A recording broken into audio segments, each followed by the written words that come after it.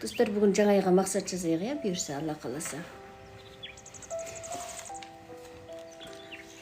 Алдымен өткен айда қорытындылаңыздар, достар. Бүгін таңғы марафонымызды бастадық, Алла қаласа. Бибінұр ханым, қалыңыз қалай, жақсысыз ба? Жаңа айдың жақсылығы көп болсын, қайда жүрсеңіздер ақ жол болсын. Бибінұр ханым, рахмет. Алла разы болсын, істеріңіз берекелі болсын, күндеріңіз көңілді болсын. Жаңа айдың жақсылығы көп болсын. Рахмет. Достар, бүгін жаңа айға жоспар жазайық, иә? Адамның нақты мақсаты болған кезде адам жетістікке жетеді, достар. Мысалы, кейде үйден бір шығып, қайда барарыңызды ұқпай, не істеріңізді ұқпай отырған кезде, ұқпай үйден мақсатсыз шыққан адам, иә? Үйге кіріп, сондай бір уақытын жаңағы сырап етіп алады. Ол өзінің нақты мақсаты болмағаннан кейін, көбінде адамда жаңағы аз ғана тұрақсыздықтың өзі адамды чайқап жібереді деген сөз бар ғой. Сондықтан бізде нақты мақсат болу керек екен. Меруерт ханым, қалдарыңыз қалай? Сондықтан достар, бүгінгі күннің энергиясы бойынша және де бүгін не істеу керек, сол турасында айтатын боламыз. Достар, ерте жүре алдыңыздар ма? Марафонға тіркелген кісілер бүгінгі күннен бастап ерте тұрамыз. Жаңа бір кісілер 4-тен бастап тұрайық, 5-тен бастап тұрайық деп жатырсыздар. Қаншада тұра аласыздар, достар? Айтыңыздаршы. Мен бүгін 4-тен бастап ояндым, бірақ бір ғана досымыз оянып жатыр. Көп адам ерте тұра алмай жатыр. Сіздер күнделікті сағат қаншада оянып жатырсыздар? Таң намазынан кейін ұйықтап қалып жатырсыздар ма?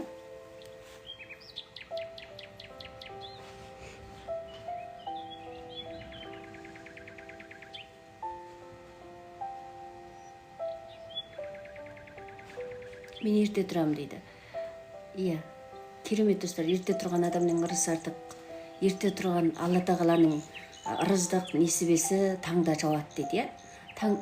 Жер бетіне таңертең бүкіл 18.000 ғалам жер бетінде жыбырлаған құмырсқаның өзіне таңғы ырыздық төгіледі деп айтады. Сондықтан достар, мына қарыздан қиналып жүрген адамдар, денсаулықтан қиналып жүрген адамдар, иә? Қандай да бір үйленуді, не болмаса бала сүюді, адам енді өмірде арман таусылмайды ғой. Сол армандарыңыз болса, достар, сол жүрегіңізде әлдилеген арман үшін ерте тұрыңыздаршы. Алла тағала, сенің разылығың үшін мен ерте тұрдым. Ерте тұрып, 1 сағат жаяу жүруге ниет еттім. Әрбір істің басында ниет тұрады. Сондықтан ниет етсеңіздер, Алла тағала көмектеседі. Достар, жүректеріңізді баса тұрыңыздар, жүректеріңіз жүзге дейін соға берсін. Бүгінгі күнге мақсат жазамыз, иә? Мақсат жазған кезде мақсаттарыңыз орындалады. Алдымен достар, кеше біз өткен айға қорытынды жасадық. Өткен айда қалай болды, қандай жетістіктер болды, денсаулығым қалай болды, ақша жағынан қанша табыс таба алдым, қанша кірісіп кірді, қанша шығыс шықты, адамдармен қарым-қатынасым қалай болды, кімдерді қонақ еттім, кімдерді күте алдым, кімдерді сыйлай алдым, мысалы, одан кейін денсаулық бойынша қанша келі арықтадыңыз. Ұйқы біз қашу емес пе, ерте тұру? Ұйқы біз қашу емес пе, ерте тұру? Жоқ, достар. Ерте демалатын шығарсыздар, 9-10-дарда демалып қалатын шығарсыздар.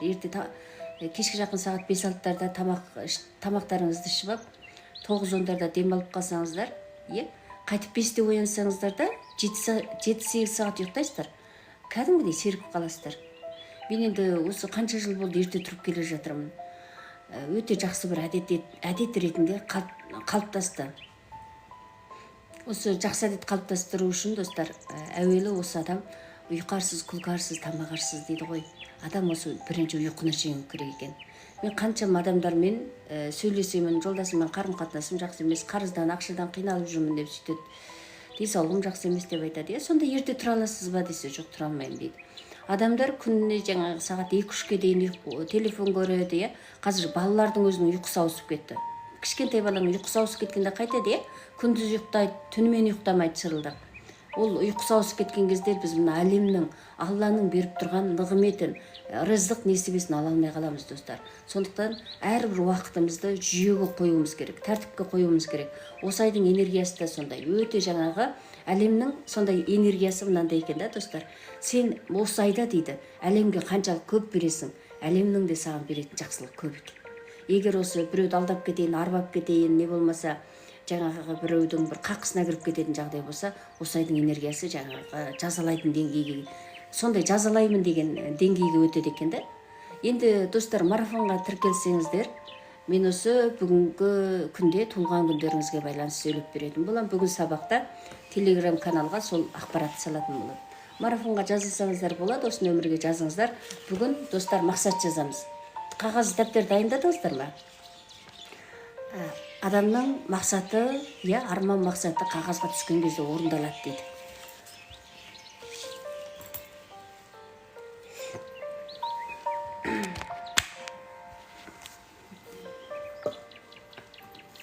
Достар, мынау енді менің өзім жасап жатқандарым арасында қызығып,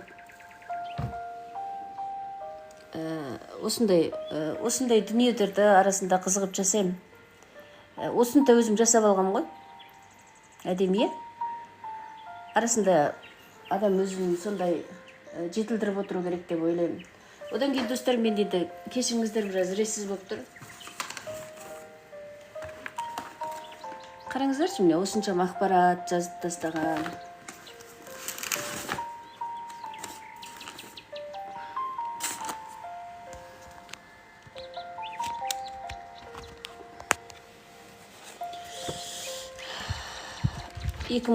Достар, мен 2018-ден бері осы рухани ізденісте келе жатырмын ғой. Мен кішкентай күнімнен бастап осы бір жақсы артықшылығым, мұғалім сабақ өткен кезде барлық сөздерін көшіріп отыратынмын ғой. Сол бір жақсы әдет қалыптасты. Аффирмациялар, қараңыздаршы. 2020 жылғы дәптер екен. Достар, сыртқа шығып жүрейін десем, бүгін бізде жаңбыр жауып тұр. Кешірім сұрайын. Сондай бір жақсы ақпараттарды жеткізгім келеді, достар.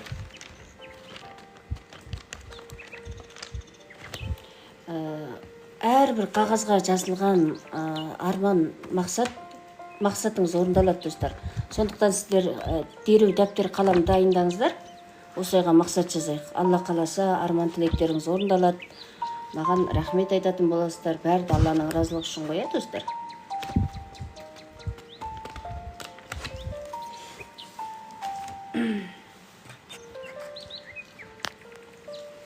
Достар, далада керемет жаңбыр жауып жатыр. Алланың нұры жаусын, істеріңіз ілгері болсын, күндеріңіз берекелі болсын. Достар, осы жаңа айға мақсат жазайық, бірге. Қалам дәптер дайындадыңыздар ма?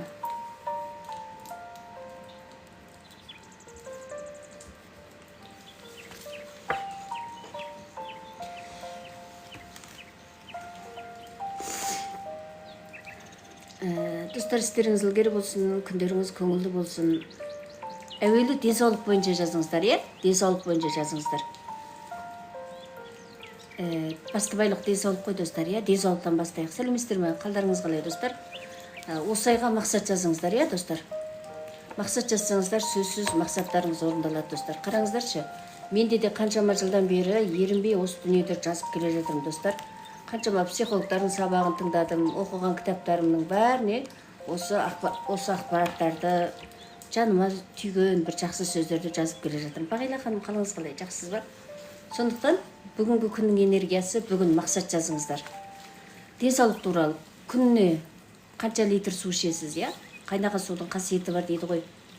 Адамның чекесінен, табанынан өткен суық 40 жылдан кейін чекесінен шығады дейді. Ләззат ханым, қалдарыңыз қалай, жақсыздар ма?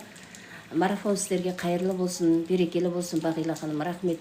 Әрқашан қолдап қуаттап келе жатырсыздар, істеріңіз ілгері болсын, ақ жол болсын, Алланың нұры жаусын, достар. Бүгін жаңбыр жауып жатыр. Адам, достар, мына қазақ айтады, су басынан түнейді дейді, су басынан түнейді дейді. Әр айдың бір күні қандай көңіл күйде болсаңыз, айдың соңына дейін сондай сезімде боласыз. Мысалы, мен алдыңғы айдың бір күні менде жаңағы аллергия болды да, содан кейін мен 3 күн өкіластырдым, система салдырдым. Сол айдың соңына дейін, 6 айдың соңына дейін сондай менде бір мазасыздық сезімдер болды да, денсаулыққа байланысты.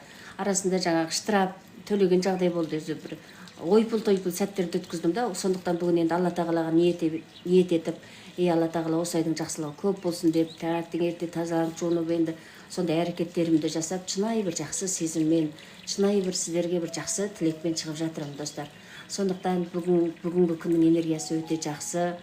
Бүгін, достар, жаңағы депозитке ақша салыңыздар, достар. Рахмет, достар, Алла разы болсын. Достар, сөзсіз ақша шақырудың құпиясын айтайын сіздерге. Депозитке жақсылыққа арымдап ақша салыңыздар, Каспийден депозит ашып алсаңыздар болады. Барлықтарыңызда бар деп ойлаймын, Халық банктен ашсаңыздар болады. Өте жақсы жаңағы жақсылыққа арымдап ақша салыңыздар. Бүгін салған ақшаларыңыз достар көбейеді. Қарызыңыз болса да мейлі, қарызыңыз бар болса да мейлі достар, ештеңе етпейді. Ей Алла тағала, сенің разылығың үшін сондай үй алуға ниет еттім. Осы бір 1000 теңге болса да, 2000 теңге болса да, 10.000 теңге болса да жақсылыққа арымдап салыңыздаршы достар. Мамандығыңыз қандай дейді? Достар, мен ақындық 2 жыр жинақтың авторымын, 4 баланың анасымын. Осы ақындық қабілетім ерекше жоғары енді. Қазір мен жаңағы осындай дүниелерді жасаймын арасында жігіт адамға жеті өнерді аздық етеді дейді ғой, сол сияқты әйел адамда әрқашан өзін дамытып отыру керек, ізденіп отыру керек деп ойлаймын да. Одан кейін мен жасанды интеллект арқылы ән жасауды үйреніп алдым да, қазір сонымен көп тапсырыстар түсіп жатыр. Сол сияқты әрқашан адам үздіксіз ізденісте болу керек екен. Ақындық мамандық емес пе достар? Алладан берген қабілет қой. Нағыз мамандықтың көкесі ақындық деп ойлаймын да. Көп адамдар сұрайды, қандай мамандық иесің, ақын десем, жақсы ғой онда деп, жақсы бағалайды бұлай енді. Жәмила ханым, қалдарыңыз қалай? Істеріңіз ілгері болсын, күндеріңіз көңілді болсын. Өзім солай енді кәсіп ретінде қолданып, содан жаңағы жетістікке жетіп отырғаннан кейін шынында да өзім соны мамандық ретінде қабылдаймын. Өзімнің мамандығы, мысалы маған тапсырыстар көп түседі ғой. Жаңағы қаша туады. Өткен 30 күні кеше толды достар. Бүгінде мақсаттарыңыз жазыңыздар, достар. Адам жаңа толған кезде жазған мақсат орындалады дейді. Депозит бұрыннан ашық кезінде. Достар. Достар, бүгін өлең оқымай қойық. Бүгін бар ғой, мақсат жазып алайық алдымен, Бүгін мақсат жазайық достар. Айдың бір күні қандай көңіл күйде болсақ, айдың соңына дейін сондай сезімде боламыз. Депозиттеріңіз бар болса, жақсылыққа арымдап, Алла тағала сондай бір саяхаттауға осындай нәсіп ете көр дейді. 1000 теңге салыңыздар, 2000 теңге салыңыздар, сондай депозитке ақша салыңыздар достар. Мен сіздерден ақша сұрап жатқан жоқпын. Өзіңіздің денсаулығыңызға, өзіңіздің болашағыңызға, өзіңіздің балаларыңыздың болашағына, білім алуына балалардың, сондай жақсылыққа арымдап ақша салсаңыздар болады. Мирахан, менде настроение жоқ. Көңіл күй жоқ болып жатыр ма? Ауырып жатыр. Әрине салыңыз. Салыңыздар достар. Сондай өте бір жақсы көңіл күйде боласыздар, достар. Жоқ достар, құмалық ашпаймын. Сондай жаңағы ерте тұруға, жаңағы әйел адамдарға сондай жабық беруге сондай күш-қуат салып жатырмын. Достар, сондықтан бүгінгі мақсат жазған кезде бірінші денсаулыққа байланысты жазыңыздар, Мен бүгіннен бастап сағат қаншада оянасыздар? Өздеріңізге уәде беріңіздер. Достар, біз адамдарға көп уәде береміз ғой, Мен саған көмектесейін, сен балаңды бағып берейін, сен бір маған хабарласшы, мен бір айлық түскенде саған берейін деген сияқты енді. Баламызға да сол уәде береміз. Айлық алғанда балам мен саған велосипед алып берейін деген сияқты. Адамдарға көп уәде бере береміз да. Ал енді өзімізге уәде бермейміз достар. Алланың сондай, алдымен өзіңді жарылқа дейді, өз-өзіңді сыйласаң жат жаннан түңіледі дейді. Сондықтан достар, бірінші өзімізді өзгертуді бастайық, Қаншама психологтың сабағына қосылсаңыздар да айтады. Бестен, Айман ханым, керемет достар, ерте тұрыңыздаршы. Сондықтан бүгін өзімізге ақша салуды, жаңағы өздеріңізге бір күтім жасаңыздаршы достар. Бүгін тынышталыңыздар, мақсаттарыңызды жазыңыздар, жұмыстарыңызға барып келіп арасында. Сонда үйдеріңізді реттеп, солай, Алдымен денсаулыққа байланысты жазыңыздар. Осы айда қанша кило арықтайсыз мысалы, Дұрыс тамақтанамын. Былай жазасыздар. Бүгіннен бастап мен Алла тағаланың разылығы үшін, жақсы өмірді бастауға, бай бақытты өмір сүруге шешім қабылдадым. Шешім қабылдадым деген кезде Алла тағала көмектеседі екен. Біз көбінде екі ойлы болып жүреміз, Жаңағы көшем ба, көшпеймін ба, бөлек шығам ба, бөлек шықпайым ба, емтихан берем ба, бермеймін ба, ана кәсіпті істеймін ба, істемеймін ба, саудан істеймін. Жай ғана достар бір киім алуға да екі ойлы боламыз. Алам ба, алмайым ба деген сияқты. Ажырасам ба, ажыраспайым ба, бала алам ба, алмайым ба. Сондай екі ойлы болып, миымыз ашып жүретін болса, бүгіннен бастап белді бекем болып, бір ақжаулық техникасы бар. Беліңді бекем бу дейді да, бір кәдімгідей достар, сол техника өте керемет. Құралай ханымның осы біз бір кезде бір марафонына тіркелген кезде берген болатын, кәдімгідей ақжаулықты ал дейді да. Анаңыздың жаулығы болса да болады. Соны беліңізді қатты қылып буыңыз дейді. Бала босанғаннан кейін әйел адамдардың ішін тартып тастайды ғой, соғызап қатты қылып буып, Алла тағала сенің разылығың үшін мен бүгіннен бастап бай бақытты болуға шешім қабылдадым. Мен қарыздан құтылуға шешім қабылдадым. Мен бала сүюға шешім қабылдадым. Алла тағала сенің разылығың үшін осы отбасының қандай қиын жағдай болса да сақтап қалуға шешім қабылдадым. Мен осы кәсіпті бастауға, осы ақша табуға шешім қабылдадым. Сен өзің көмектесе көрші деп сондай Алладан тілейтін болсақ, Алла тағала бізге көмектеседі екен. Ал енді мен өзім шешем деп жүгіріп кететін болсақ, Алланың сынағы көбейіп кетеді екен достар. Сондықтан айтқым келетіні, бүгінгі сабақта бүгін денсаулыққа байланысты мақсат жазыңыздар. Мен бүгіннен бастап таңертең ерте сағат 4-те тұруға шешім қабылдадым. 5 кило арықтауға шешім қабылдадым. Не болмаса 1 кило арықтауға шешім қабылдадым десеңіздер болады. Артық салмақтың өзі достар адамға ауыр алып келеді екен. Менде де артық салмақ бар.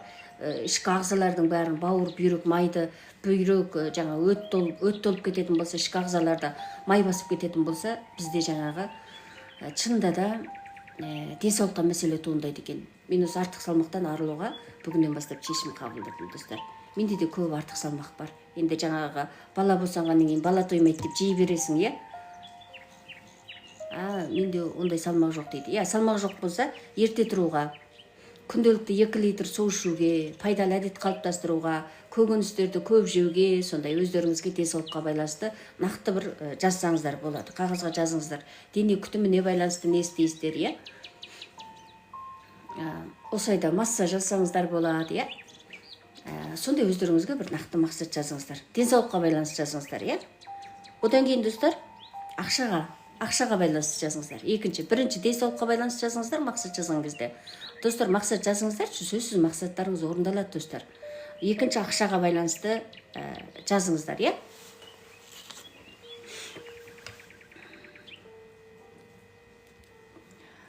денсаулыққа байланысты жаздық, енді ақшаға байланысты жазамыз, достар. Осы айда қанша ақша тапқыларыңыз келеді достар? Ақшаға байланысты жазыңыздар. Табысты достар 2 есеге көбейтіп жазыңыздар, Ай сайын қанша айлық аласыз? Достар, ай сайын қанша айлық аласыздар? 200 мың аласыз ба, 500 мың аласыз ба, Мен осы айда 1 миллион теңге табыс табамын деп. Дәл осы жақта жазыңыздар достар. Ақшаға байланысты.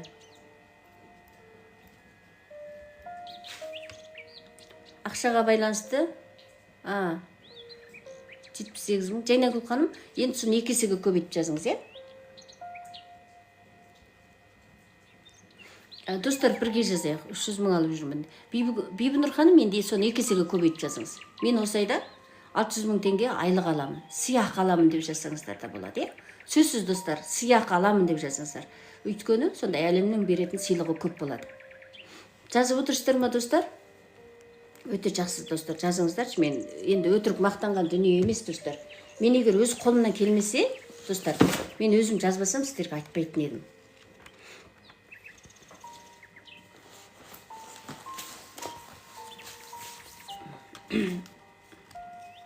Үйде тұрым жұмыс істейді. Достар, жаңағы бәрімізде де істеп отырған еңбек бар ғой достар. Жұмыссызбын деп жазбаңыздар, Бала бағып отырсаңыз да, сіздің бір күніңіздің өзі неше жүз мың теңгеге татиды. Мынандай қағазға жазыңыздар достар. Қағазға жазсаңыздар орындалады. Не деп жазамын дейді. Қағазға жазыңыздар. Бірінші денсаулыққа байланысты жазыңыздар. Осы айға мақсат жазыңыздар достар. Денсаулыққа байланысты жазыңыздар. Мен осы айда ерте тұруға нәсіп еттім. Осы айда 1 кило арықтаймын. Осы айда дене күтіміме жаңағы өзіңіздің денсаулығыңызға байланысты тісім демдетемін, Ішкі құрылысым ауырып жүрген болса, әйел адамдар көбінде жаңағы жатырға байланысты, ішкі құрылысқа байланысты көп ауырады ғой, соны емдетіңіздер. Эрозия деген сияқты дүниелер болса, соны емдетіңіздер. Рахмет, денсаулық. Денсаулыққа байланысты жазыңыздар, басты байлық денсаулықтан бастап жатырмыз достар. Денсаулықтарыңыз мықты болсын, денсаулық болмаса бәрі бекер достар. Достар, қараңыздаршы мен. Мен сол әр айға мақсат жазып, айдың соңында қорытынды жасап, өз-өзімен көп жұмыс жасаймын. Сондықтан достар, бірінші денсаулыққа байланысты жазыңыздар. Мен осы айда тісімді емдетемін, ерте тұрамын, жаттығу жасаймын, 10.000 қадам жүремін. Иә, денсаулыққа байланысты 1 кило арықтаймын, сондай іш құрылысым ауырып жүрген соны емдетемін. Қандай да бір жеріңіз мазалап жүрсе, солай емдетуге сондай шешім қабылдадым деңіздер, иә. Одан кейін ақшаға байланысты мен осы айда қанша ақша табамын. Табыстарыңызды 2 есеге көбейтіп жазыңыздар. Бибінұр ханым керемет достар, сол қағазға жазыңыздар, иә.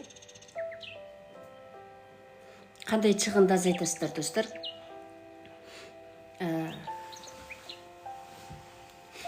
Істеріңіз ілгері болсын достар, күндеріңіз көңілді болсын. Одан кейін жаңағы шығындарыңызды азайтыңыздар, достар. Мына неге барған кезде, базарға барған кезде не болмаса, сондай артық нәрсе алып қоймау үшін қағазға жазып алып шықсаңыздар болады. Жаңа көкөніс салатын кезде, иә. Тап осы тілектеріңізді жазып қойған дейді. Иә достар, керемет, армандарыңыз орындала берсін. Жаңа айдың жақсылығы көп болсын, қайда жүрсеңіздер ақ жол болсын достар. Бүгін депозитке ақша салыңыздар, үйдегі керек емес заттардан арылыңыздар. Сондай осы нәрселерімнің барын ескі айға қалдырдым. Осы ренішімді, өкпіренішімді, сондай ауырып жүрген мазасыз күндердің бәрін ескі айға қалдырдым. Алла тағала жаңа ай жарылқа, осы жаңа айдың жақсылығы көп болсын деп ниет етіңіздер. Жаңа денсаулыққа байланысты мақсат жазыңыздар, ақшаға байланысты мақсат жазыңыздар. Осы айда осындай ақша табамын. 2 есеге көбейтіп жазсаңыздар, сөзсіз ақшаларыңыз көбейе бастайды достар. Одан кейін достар, адамның арманы қалай орындалады? Ерте тұрып Алла тағаладан тілеу керек екен достар. Қандай да бір мақсат, арманыңыз болса, иә, қандай да бір бала сүюді, жақсы жарға тұрмысқа шығуды, сондай бір жүрегіңізді әлдилеп жүрген арман болса, қарыздан құтылуға ниет етіп жүрген болсаңыздар, достар, сөзсіз ерте тұрып жүріңіздер. Алла тағаладан сұрау керек екен достар. Мынандай дүниеде кейде бір көрші ұйықтап жатса, иә, көршіңіз ұйықтап жатса, барсаңыз есік ашпайды. Қаншама рет қағасыз да, содан кейін барып ашады да. Ол Алланың есігі солай екен. Үздіксіз біз жаңағы жан қысылған кезде ғана Алланы еске аламыз ғой. Бір ауырып қалған кезде, басымызға бір іс түсіп кеткен кезде ғана Алла деп кетеміз да, ал басқа уақытта ұмытып кетеміз. Сондықтан достар, адам әрдайым Алланы еске алып, мына өмірдің жалған екенін еске алып, көбірек садақа беріп, шүкіршілік айтып, адамдарға жақсылық жасап, жақсы ниетте өмір сүруге сондай талпынған кезде адамның арманы орындалады екен. Сондай жаңа таңертең ерте тұрып, Алла тағала өзің үшін, сондай сенің разылығың үшін осындай ерте тұруға ниет еттім. Сенің разылығың үшін осы отбасындағы адамдарға таңғы ас дайындап жатырмын. Адам ішіне сондай бір махаббатпен өмір сүрген кезде достар, адамның өмірі жақсылыққа толады екен. Әрбір істің басында махаббат тұрады, иә достар. Бәрімізде де махаббатпен өмірге келдік, парасатпен өмірден аттанамыз. Сол достар, жаңағы денсаулыққа байланысты жазыңыздар, ақшаға байланысты мақсат жазыңыздар, одан кейін қарым-қатынасқа байланысты мақсат жазыңыздар.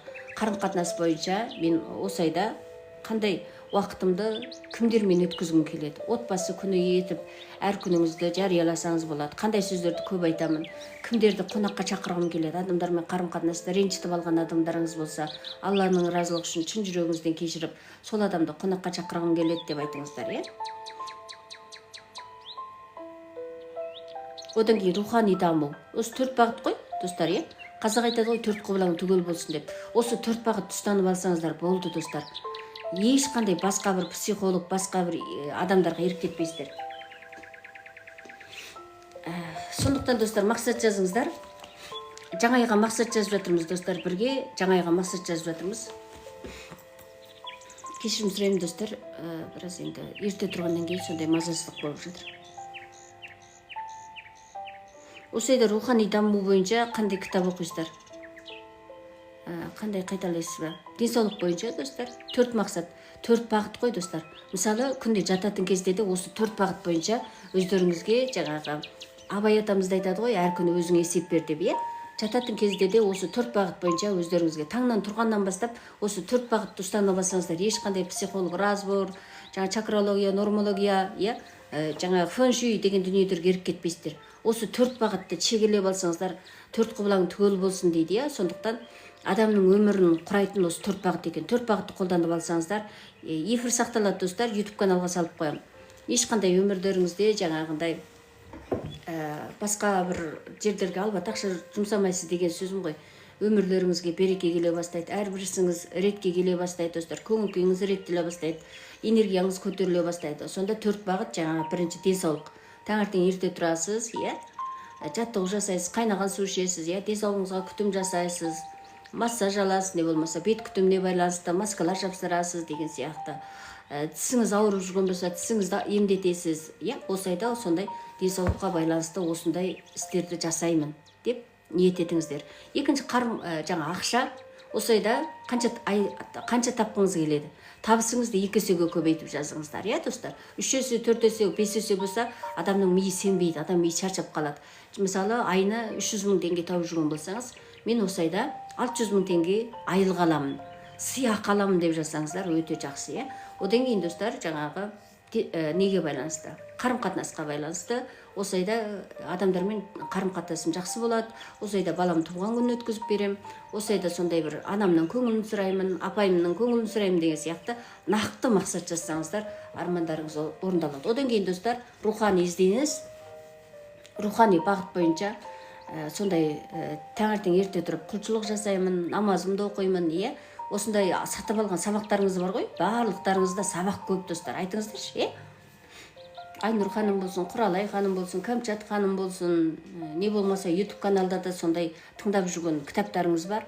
Солардың барын осы айда басқа ешқандай бір курс алмай, соларды бір қорытындылап шығыңыздаршы. Менде де жарнама жасауға болады достар. Бүгін марафон бастап отырмын. Марафонның бірінші күні. Келсеңіздер болады, бірақ өздеріңіз біліңіздер достар. Егер мен ұнатып жазсаңыздар, бірге марафон бастайық десеңіздер, келсеңіздер болады, достар.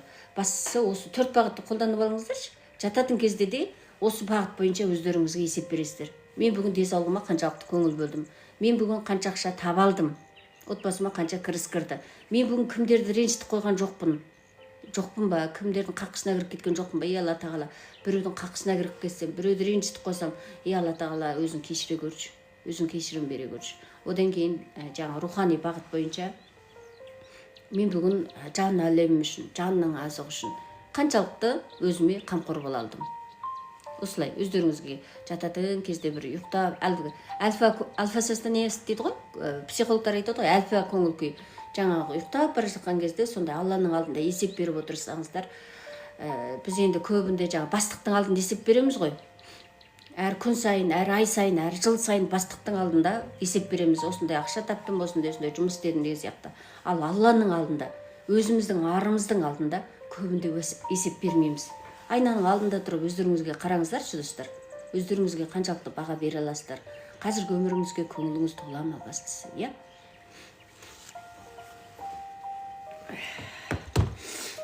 Жаңа айдың жақсылығы көп болсын достар. Қайда жүрсеңіздер ақ жол болсын. Сондықтан жаңа айға мақсат жазып жатырмыз. Бүгінгі жазған мақсаттарыңыз орындалады достар. Бүгін депозитке ақша салыңыздар, жақсылыққа арымдап, үй алуға, машина алуға, саяхаттауға деген сияқты.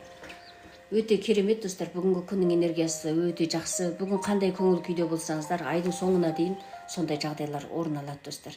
Өзі көрсеңіздер болады. Бүгін бір қонақ күтіп, не болмаса қыдырып кетсеңіз, айдың соңына дейін қонақ күтіп қыдырып кететін жағдай болады.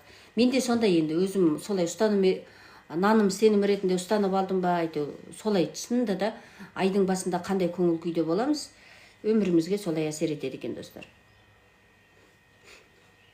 Сондықтан бүгін жақсы көңіл күйде болыңыздар, жаңа киім киіңіздер достар. Жаңа алып қойған көйлектеріңіз бар болса, киіңіздер, сондай бір жаңа айға мақсаттарыңызды жазыңыздар. Көбірек садақа беріңіздер, Алла тағаланың разылығы үшін деп. Сондай жаңағы керек емес заттарды тастаңыздар. Керек емес заттарды лақтырып жатқан кезде достар, сол қолыңызбен тастаңыз, сол қолыңызбен. Алла тағала, менің бойымда қорқыныш болса, реніш болса, ауру сырқау болса, қарыз болса, осы заттармен бірге өткен айға қалтырдым деп тастаңыздаршы. Өткен айға қалтырдым. Өткен кешеден бері жаңа ай толып жатыр ғой. Жаңа айдың энергиясы керемет достар. Кейбір адамдар терезенің алдына ақша қапшық қойып жатыр. Енді өздеріңіз біліңіздер, қандай ақша шақыру ырымдарын жасайсыздар. Бастысы біздің ниетіміз дұрыс деп ойлаймын. Достар, марафонға тіркелген кісілер бар ма екен?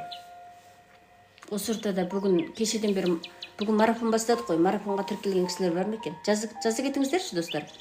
Осы жерде марафонға тіркелген кісілер бар ма екен? Гүлназ ханым барсыз ба? Рахмет, Алла разы болсын. Жаным сол, Алла қуат берсін. Ерте тұрып жүрейік, достар, 10 000 қадамға дейін жүрейік, достар.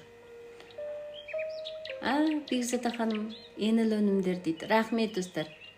Істеріңіз ілгері болсын, күндеріңіз көңілді болсын. Бұйырса, бүгін туған күндеріңізге байланысты сөйлеймін, біраз асықпай күте тұрыңыздар, телеграм каналға салатын болам. Туған күндеріңізге байланысты сөйлеп берем. Осы айдың энергиясы қалай болады, бірліктер, екіліктер, үштіктер, бестіктер туралы барлықтарыңызға айтатын болам. Өте жақсы. Осы айдың энергиясы таңертең көріп жатырмын, барлықтарыңызға өте жақсы түсіп жатыр. Осы айда ақша потоктарыңыз көбінде ашық болады. Көп ақша келеді, достар, осы айда. Армандарыңыз орындалады. Бір демалыс, жандарыңыз тынышталатын ай болады, бұйырса. Гүлназ ханым, соны айтам, телеграм каналға. Болат мырза, қылыңыз қалай? Рахмет, достар, жүректеріңізге рахмет. Жүректеріңіз жүзге дейін соға берсін, өмірлеріңіз жақсылыққа толсын. Қайырлы таң. Қарлығаш ханым, қалдарыңыз қалай, жақсылар ма? Істеріңіз ілгері болсын. Алтай мырза, қалыңыз қалай? Алтай мырза кім екен осы? Рахмет, достар, істеріңіз ілгері болсын, күндеріңіз көңілді болсын.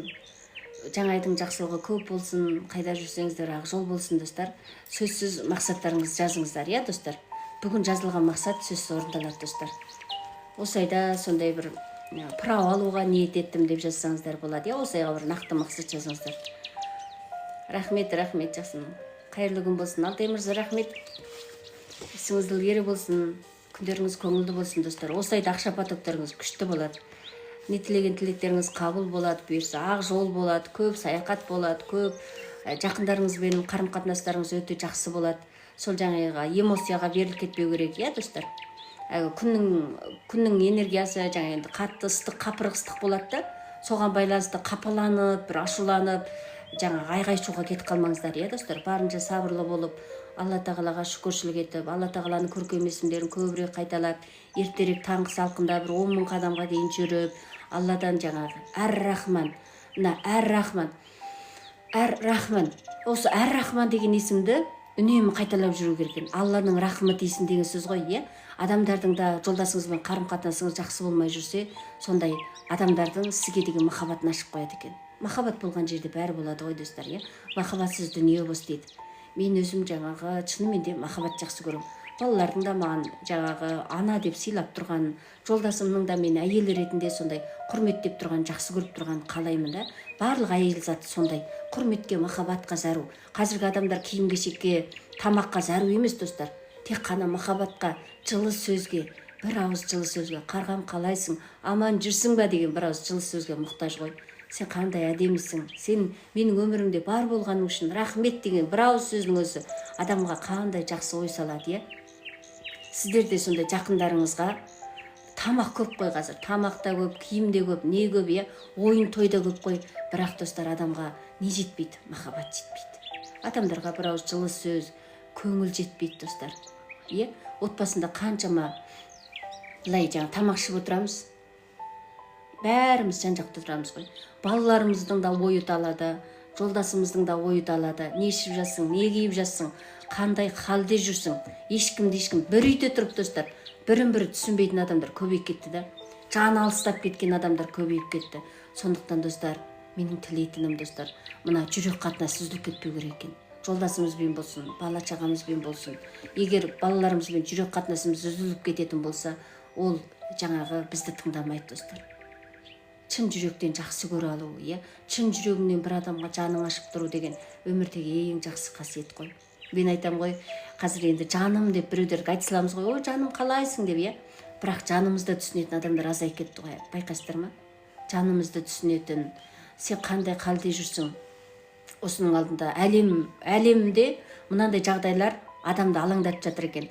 Рахмет еніл өнімдер, рахмет, Алла разы болсын. Әлемнің Алтай мырза, рахмет жүрегіңізге. Жүрегіңіз жүзге дейін соға берсін, деніңіз сау, табысыңыз тау болсын. Сонда достар, мына әлемде, Жапонияда болсын, дамыған елдерде рахмет, гүлдеріңізге рахмет, жүректеріңізге рахмет. мына дамыған елдерде адамдар қайтыс болып кетеді ғой. Сонда достар іздейтін адам жоқ дейді да. Ана адамның сүйегі жаңағы сасып кеткеннен кейін көршілер барып мәлімдейтін болған. Мына үйден сасық иіс шығып жатыр, бір адам қайтыс болып кеткен сияқты деп. Сонда туыс туғаны, оны іздейтін туыс туған, дос жаран, бала шағасы адамдарда жоқ. Адамдарда қазір жалпы беттік мына 21 ғасырда рухани жалғыздық деген дүние жаулап бара жатыр да. Сол үшін достар, Құдай сақтасын, бәріміз қазақ деген қарға тамырлы қазақпыз, қазақ деген мейірімді халықпыз, қазақ деген есігіне құлып салмаған халықпыз, қазақ деген қайыршысы шықпаған халықпыз, қазақ деген өте текті рухты халықпыз достар. Сондықтан қазақи бойымызда қасиеті өшпесін. Кешеде адамның өмірінде әрбір кезіккен адамдар ой салады ғой. Жаңағы бір қой жайып жүрген кісі айтады, сен тікелей эфирге шығып жүрсің ба, не айтып жүрсің деп солай әңгімелесіп жатыр ғой. Мына жерге жаңағы енді Қытайлар келіп апты, өзі бұл кісілер енді бізді жаңағы ешқандай соғыссыз жаулап жатыр ғой дейді да. Сонда достар, сондай жағдайдан біздің елдің іргесін, азаттығымызды не бекітеді? Осындай мен сияқты аналардың ақ тілегі бекітеді достар. Елдің іргесін не бекітеді сонда?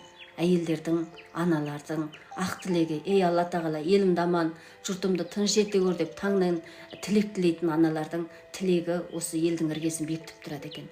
Сондықтан достар, не үшін ерте тұру? Таңертеңнен бері достар, біз марафонға тіркелген адамдарды күтіп жатырмыз. Ояндыңыздар ма, тұрдыңыздар ма, жүрдіңіздер ма деп. Ерте тұрған әйелдің бір ырысы артық дейді, ерте тұрған ер азаматтың ырысы артық дейді ғой. Сондықтан ырысымыз мол болсын, ақ жол болсын. Бүгінгі күннің энергиясы да сондай керемет достар. Мақсаттарыңыз жазыңыздар, тегін ғой достар, тегін. Алла тағала сондай нәрсені жаңағы мешітке баруда тегін, қарасаңыздар. Тегін нәрселер көп қой, ауада тегін, суда тегін. Осы жазу деген дүниеде тегін ғой достар. Біреудің 500 мыңға, миллионға курсын сатып алғанша, осындай мақсаттарыңыз жазып, Аллаға тәуекел етіп, Алладан көбірек медет сұрап, ерте тұрып, жаяу жүріп, қайнаған суымыз ішіп, денсаулыққа көңіл бөліп, рухани бағытты, адамның достар, мына адамның жүрегінде мәңгі бір қуыс сезім, мәңгі бір алабұртқан сезім, мәңгі бір тыныштық таппайтын сезім бар достар. Байқайсыздар ма? Ұяласыз, қанағаттанбайсыз. Біраз уақыт жақсы болып шайқап, бір 2-3 ай мәз болып жүресіз да, одан кейін және де үйіңізге көңіліңіз толмайды да.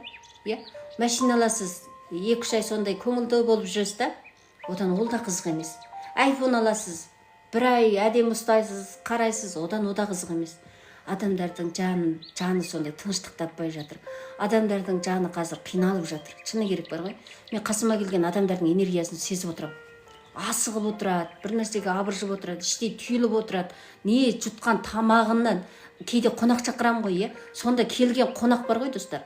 Аузына бір чай берсең чай ішеді, әйтеу кетуге асығып отырады ғой, әйтеу келу міндет, шақырған жерден қалма дейді да, бармасаң пәле болады да, амал жоқ, келеді дейді алыстан, бірақ саған пейілін бермейді да. Мен осының алдында бір туысымды шақырып, енді қазір қонақ күту, рахмет достар, қонақ күту оңай емес қой. Үйіңді тазалайсың, етіңді әкелесің, салатыңды дайындайсың, неше түрлі тортыңды әкелесің, сусыныңды әкелесің, оның өзі енді қып-қызыл шығын ғой. Бірақ енді қонақ келсе құт-келеді, біз өзі кең пейіл халықпыз. Сонда достар, жаңағы қонақтар келді ғой. Келгеннен кейін мен қарап отырдым да, Еркежан қалың қалай? Қашан келдің? Қанша бала шағаң бар? Балаларыңның есімі кім, айналайын? Рахмет шақырғанға бір ауыз сөз айтқан жоқ қой. Өздері жаңа жолдасымен ба біреу екеу шығыс ренжіс келген бе әйтеу. Не тамақ ішкен жоқ. Мен кеткеннен кейін жыладым. Отырып алып, Алла тағала бар ғой. Бұл адамдардың жүрегінде сондай сағынып, сондай енді алыстан келіп жатыр ғой деп, сондай бір махаббатпен шақырдым да. Енді біреуді жамандап отырған жоқпын, таң атпай достар. Бірақ адамдарда біз жүрген жерімізде сондай адамдарға деген махаббат таныту керек екен да. Сен әрбір қызмет еткен адамға, сен үшін қызмет еткен адамға достар, біз рахмет айтатын болсақ, Алла тағала біздің жолымызды ашып қояды екен. Сізге әр адам қызмет етеді, осындай жақсы сөздер айтады. Біреу балаңызды бағып береді, біреу тіпті сәдикте балаңызды бағып береді, біреу бір жерге таксимен жеткізіп тастайды. Нөміріңді айтшы, жалмауыз деген сөз шықпайды онда достар. Солай достар, біз разы болмаймыз ғой достар. Дүниеде бір нәрсеге разы болмаймыз ғой. Қазақ айтады, пайғамбардың өзі барына разы дейді да. Разы еткен сайын қуана білсең құт қонады. Сондай адамға Алла тағаланың жақсылығы қай кезде келеді екен? Разымын Алла. Алла тағала осы күйеуіңіздің өзі сізге бір күнә келсе ренжиді ғой. көп әйел сондай. Неменеге гүл әкеп жүрсің? Гүл солып қаламай ма? Андағың шөп емес пе? Талай әйелден естідім. Күйеу маған гүл әкепті түннің ортасында ренжідім дейді. Одан жана балаға дәрі алмайсың ба? Одан жа бір бетіме әкеп бермейсің ба? Не болмаса, басқа нәрсе әкеп бермейсің, жейтін әкелмейсің ба? Мына чөп, мынау гүлің деген солып қалатын чөп қой, неменеге әкеп жүрсің деп ренжідім. Сол күннен бастап күйеуім ештеңе әкелмейтін болды дейді. Адам сонда біз көбінде балалардың өзіне разы емеспіз ғой әзір, иә? Әйел адамдар, аналар айтыңыздаршы. Балаларға разы емеспіз. Балам тілімді алмайды, балам сөз ұқпайды, балам кешке дейін телефон көреді, балам не дейді, тамақ ішпейді балам. Сондай балаға деген реніш көп болғаныз баланың қайтып жолы ашылады, достар. Осының алдында Айнұр Бектұрғанова ханымның жаңағы Дана ғасыр деген марафонына несіне барлықтарыңыз бардыңыздар. Сода да айтып жатыр ғой, достар. Қазіргі уақытта жас балалардың өзі кетіп жатыр дейді да. Өмірден кетіп жатыр. Қазақ айтады ғой, қыршыннан қиылып кетіп жатыр. Қыршыннан қиылып деп айтады ғой. Сондай қиын жағдайда кетіп жатыр да. Шырғалаңнан кетіп жатыр. Неге дейді? Аналардың жүрегінде махаббат жоқ дейді. Балаларын ұрсады. Мысалы біз назаланған кезде, иә, баламызға оңбаған, неге сөз ұқпайсың? Сен әкеңе тартқансың. Иә? Сондай бір қатты бір назаланған кезде балаға қарғыс айтып жүреді екенбіз да. Мысалы, жай ғана мен айтам да, күйеуге ренжімейікші деймін да. Өйткені баламыздың бойындағы ағып жатқан қан, әкенің қаны, ананың сүті дейді ғой. Ол баланың бойындағы қаны, ол әкенің қаны ғой. Е? Біз қанша мойындамасақ та баламыз әкесінің фамилиясымен кетеді ғой өмір бойы. Шежіреге де солай түседі мысалы. Сонда айтыңыздаршы, достар. Біз жолдасымызға қарғанған кезде, назаланған кезде, жолдасымызға қатты ренжіген кезде баланың жолы жабылып қалады екен. Мен қаншама осы радиология дейсіз ба, немене иерархия заңы дейсіз ба, карма заңы дейсіз ба, солардың бәрін түсінгенде осы нәрсені түсіндім да. Осының бәрін не үшін жазып сыздым, достар. Бұл маған енді Алланың берген аманаты ғой, достар, иә. Мен осы тікелей эфирге шыққан кезде осы жолдасымнан сол үшін рұқсат алдым да, достар.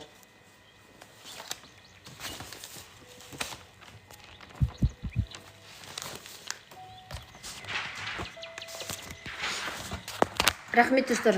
Рахмет жүректеріңізге, рахмет қолдап қуаттап жатқандарыңызға рахмет. Осындай өнерім бар, достар. Осындай әдемі заттар жасаймын арасында. Жасан деймін, ән шығарамын. Одан кейін міне, достар, қараңыздаршы міне.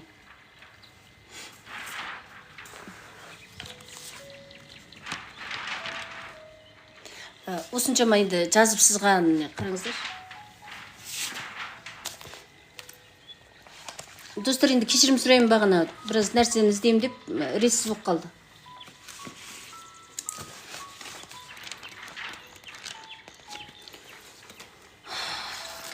Достар, мынау Алланың енді аманаты ғой, достар, иә. Мен сырған төзім жасаймын, достар. Хобби дейсіздер ме? Хобби дейсіздер ме? Сондай бір қызығушылық ретінде осындай. Мына сырған төзім жасап болғам ғой. Өзім жазып сызған дәптерлер, достар. Осы 2018-ден бері жазып сызған дәптерлерім ғой. Иә. Соны енді халыққа жеткізгім келеді, достар. Мен жаңағы тікелей эфирге шығатын кезде жолдасым қосылған жоқ қой енді. Ер адамдар енді бірден қосыла кетпейді ғой. Мен тікелей эфирге шығайын десем қосылмайды да. Содан мен жолдасым айтты да, осыншама ақпарат, енді қаншама көзімнің майын тауыстым. Осыншама алған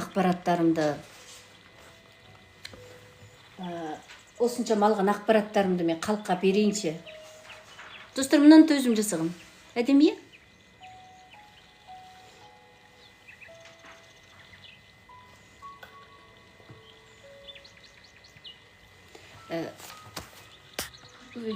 Осындайттарды өзім жасағам ғой.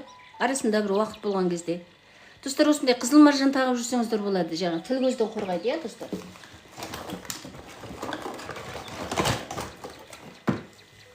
Достар, мынау да міне өзім жасағаным ғой. Не нәрсе бұл? Не салып жатырсыз? Достар, мынандай білектеріңізге тағып алсаңыздар болады.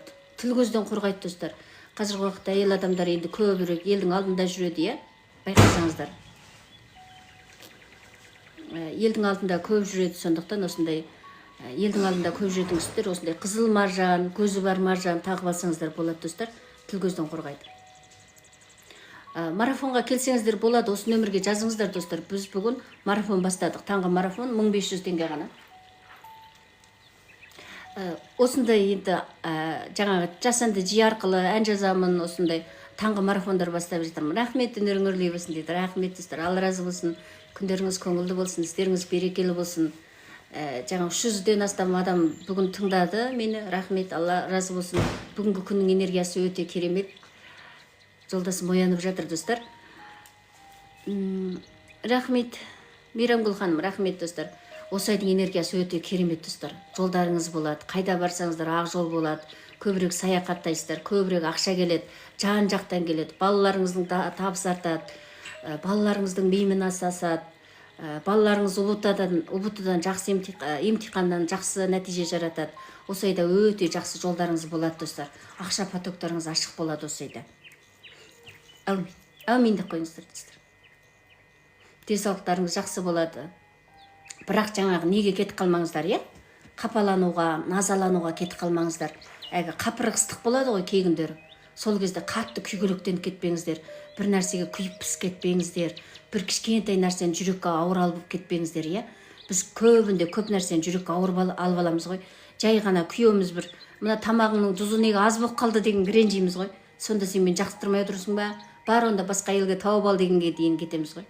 Сондықтан достар, осы айда бар ғой, көңіл күйдеріңізді өте жақсы ұстаңыздар, Жақсы көңіл күйде жүрсеңіздер болды. Осындай бір Еркежан деген біреу тыңдап едім, сөйтіп айтып еді. Ай, тәуба, айтқаны келді деп отырасыздар. Маған жазылып алыңыздар, жоғалтып алмаңыздар. Марафонға келіңіздер достар. 1500 теңге ғана 14 күндік марафон бастап жатырмыз, таңғы марафон. Рахмет достар, істеріңіз ілгері болсын, күндеріңіз көңілді болсын достар. Осындай білектеріңізге тағып жүріңіздерші достар. Білектеріңізге тағып жүріңіздер.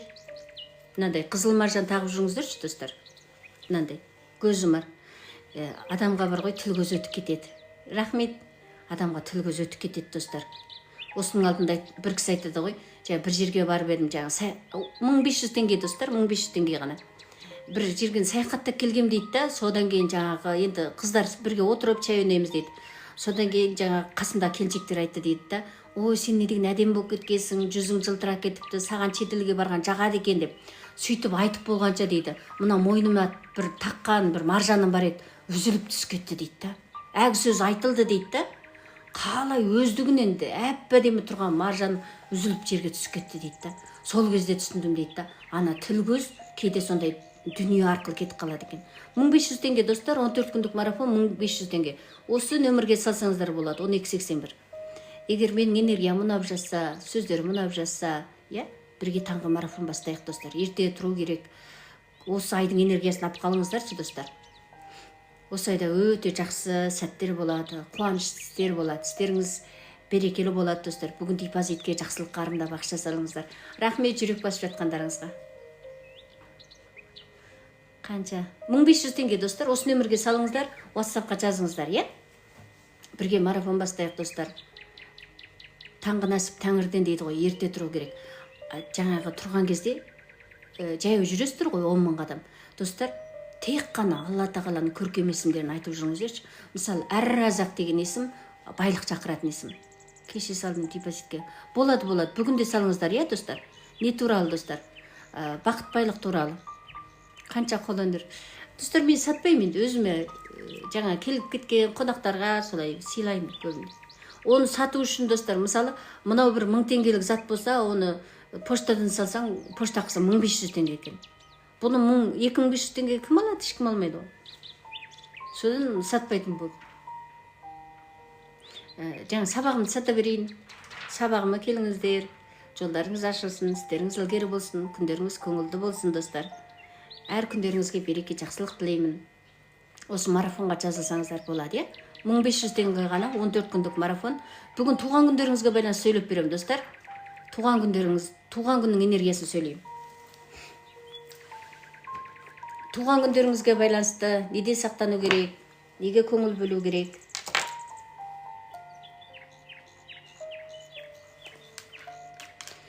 марафонға тіркеліңіздер, 1500 теңге тіркеліңіздер. Әр нәрсенің енді қақысы болады ғой, достар, Тегін болса болмайды, қарындас көбейіп кетеді. Менде қараңыздаршы, міне қаншама білім, қаншама жазып шығған ақпарат, оның бәрін тегін бере берсем болмайды ғой, достар, Қараңыздаршы, міне осы қаншама білім енді алған. 2018-ден бері осы рухани. Енді жаңа туған күнге байланысты көп адамдар айтады, бұл Аллаға серік қосу емес пе деп. Жоқ, достар. Бұл Әл-Фараби атадан қалған білім екен. Мен сондай дін саласында сондай бір мықты ұстаздан сұрадым осыны. Осындай мен тағдыр саны бойынша, туған күн бойынша көріп жүрмін. Сол дұрыс па деген кезде дұрыс деді. Адамның тағдыры туылған күніне және есіміне байланған деді. Сол Құран кәрімде және бір мысалдарды келтірді. Расында да Құран кәрімде де сондай сандарға байланысты адамдарға белгі берген екен.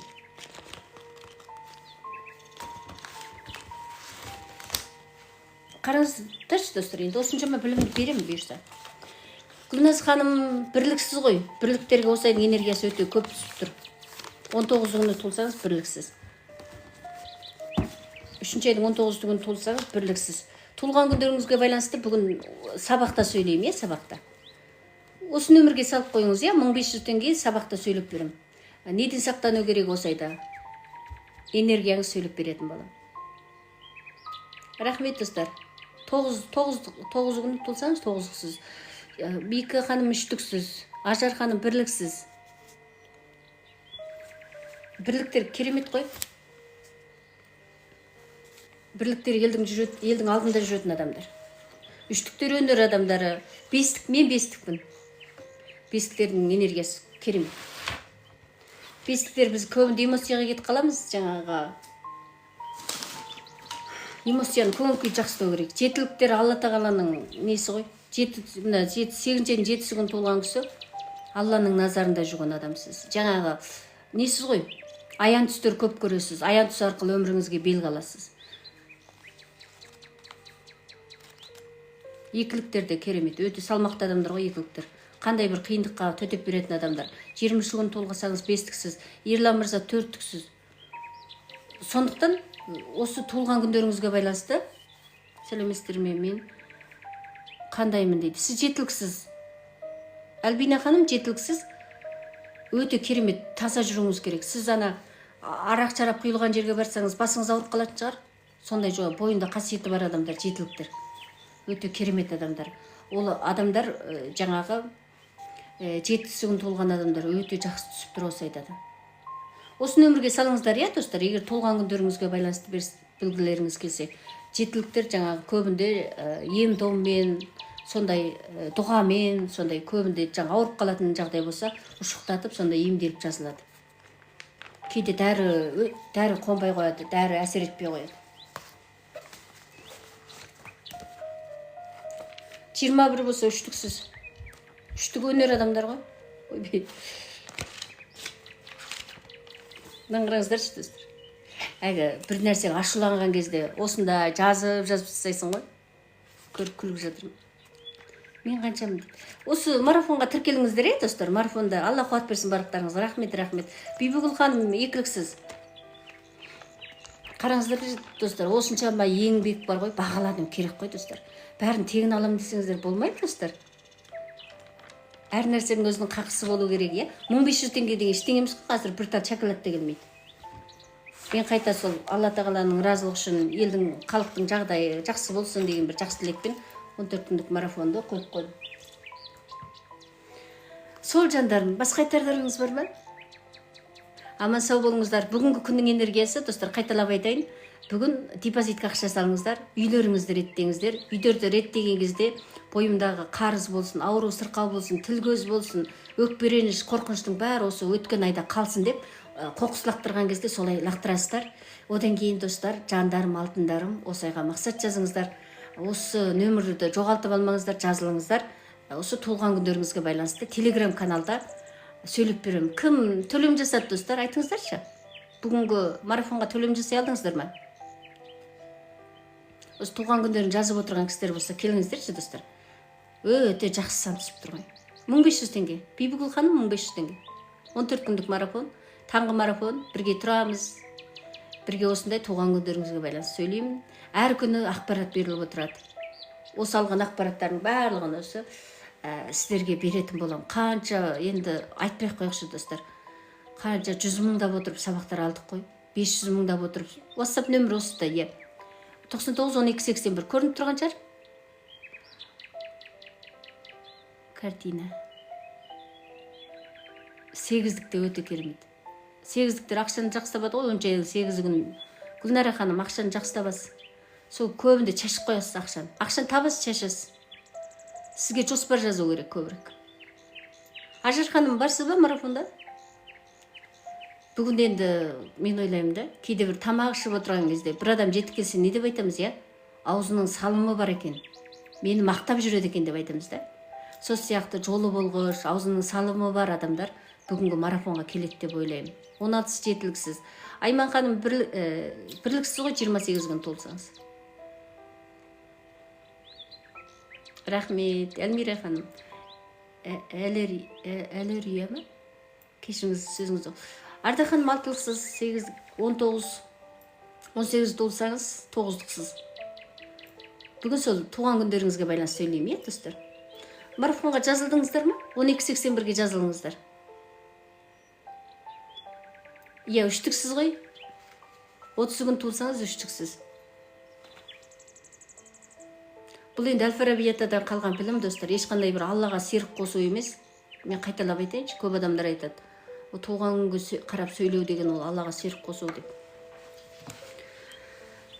Сол достар, е, таңғастарыңыз дәмді болсын, өмірлеріңіз мәнді болсын, істеріңіз берекелі болсын, жақсылық көп болсын, достар.